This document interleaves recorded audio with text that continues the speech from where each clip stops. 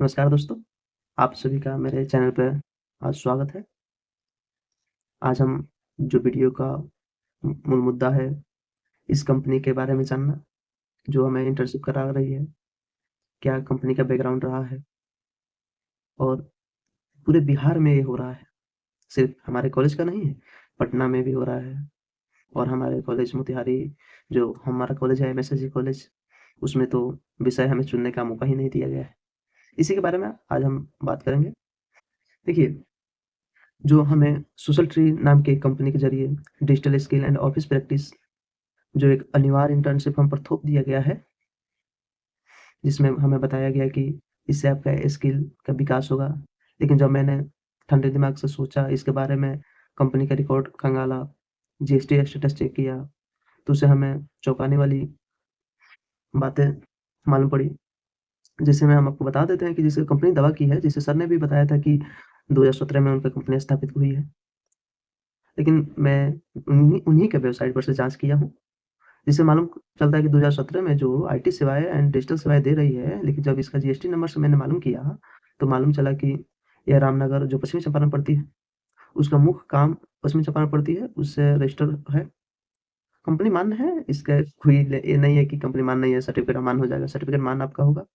लेकिन इसका कंपनी का बैकग्राउंड कुछ अच्छा नहीं रहा है।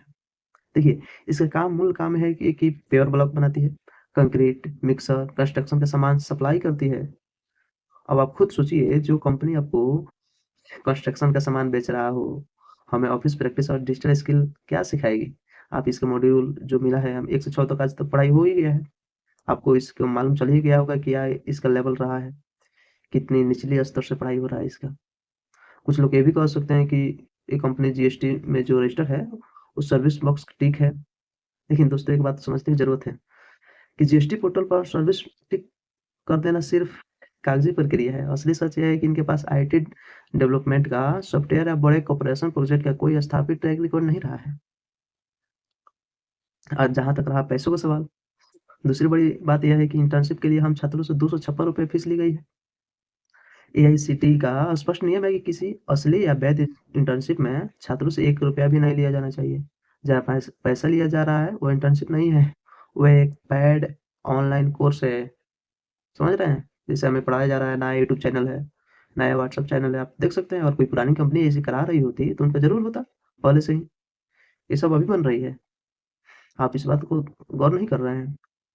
इसमें देखिए, हमारे कॉलेज का बहुत बड़ा लापरवाही है कि नहीं? आप देख सकते हैं।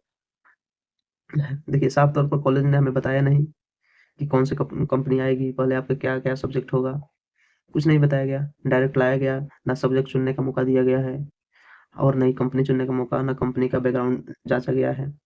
बताइए, और बिना जाँच किए हुए कंपनी को हमारे कॉलेज आपके सामने प्रस्तुत कर दी है। अब आप भुगतिए। देखिए, एनईपी जो 2020 का नीति है, वो हमें क्या कहती है कि छात्र अपनी पसंद से सीखें। फिर हमें दूसरा मौका क्यों नहीं दिया गया? अगर कोई छात्र किसी बैंक, सरकारी दफ्तर या स्थानीय संस्था में जाकर असली ऑफिस प्रैक्टिस करना चाहता है, तो उन्हें अनुमति क्यों नहीं दी गई? बताइए। कॉलेज अपनी जो एनएएसी जो उनका रेटिंग होता है, उन उनको उस पे हम इनको दिखाना है कि 100% इंटर्नशिप पूरा कर ली गई है, ताकि इनकी रेटिंग नहीं गिरे। समझ रहे हैं? ये कंपनी को पकड़ी है, हम लोग से पैसे वसूल कर रही है। अब 10-15 दिन का क्लास करा के न एक नाटक कर रही है। और क्या मैं कहूँ? सिर्फ़ नाटक कराया जा रहा है कि हाँ, इंटर्नशिप हो रहा है और फिर लास्ट में वाइवा और सर्टिफिकेट एग्ज़ाम लेके थमा दिया जाएगा। और क्या? तो अब बताइए, हम लोग क्या करें? क्या करें? लड़ेंगे तो नहीं। समझ रहे हैं? चूँकि ये कॉलेज में अनिवार्य रूप से कर दिया गया है, इसके मार्क्स आपकी परीक्षा में जुड़ रहे हैं, इसलिए बिना किसी अनावश्यक तनाव लिए हुए न्यूनतम समय में, समझ रहे हैं? न्यूनतम समय में, कोई उसको नहीं लीजिए कुछ। न्यूनतम समय में टास्क पूरा कीजिए, वाइवा दीजिए, एग्ज़ाम दीजिए, सर्टिफिकेट ले लीजिए।